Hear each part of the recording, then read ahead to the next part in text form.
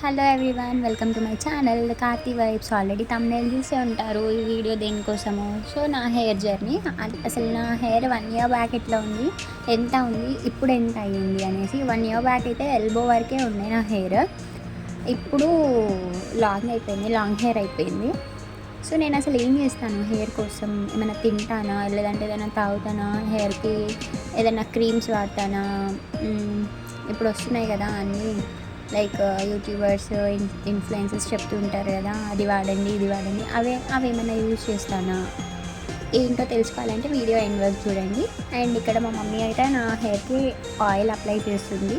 అసలు ఏంటి ఆ ఆయిల్, అందులో నేను బయట నుండి కొన్నానా లేదంటే ఇంట్లో ప్రిపేర్ చేశానా, ఏంటి అది గెస్ చేయండి అందరూ. సో హెయిర్కి ఆయిల్ అప్లై చేస్తున్నా. మన హెయిర్ ఫస్ట్ గ్రోత్ అవ్వాలి అని అంటే హెయిర్ ఫాల్ అవ్వకుండా ఉండాలి.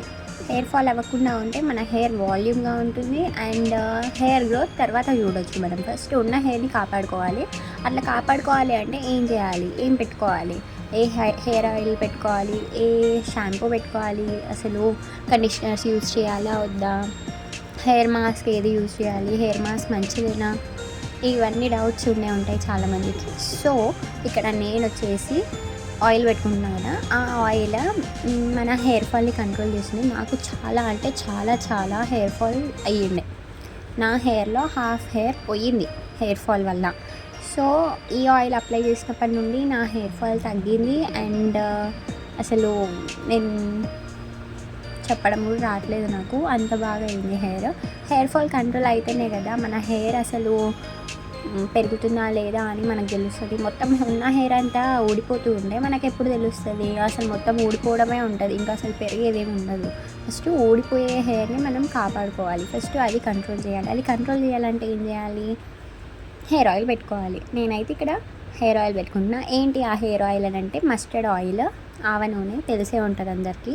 ఈ ఆయిల్ పెట్టుకుంటే ఏంటంటే హెయిర్ ఫాల్ అవ్వదు. మీరు ఫస్ట్ అటెంప్ట్ నుండే నోటీస్ చేస్తారు ఈ ఆయిల్ పెట్టుకున్నాక.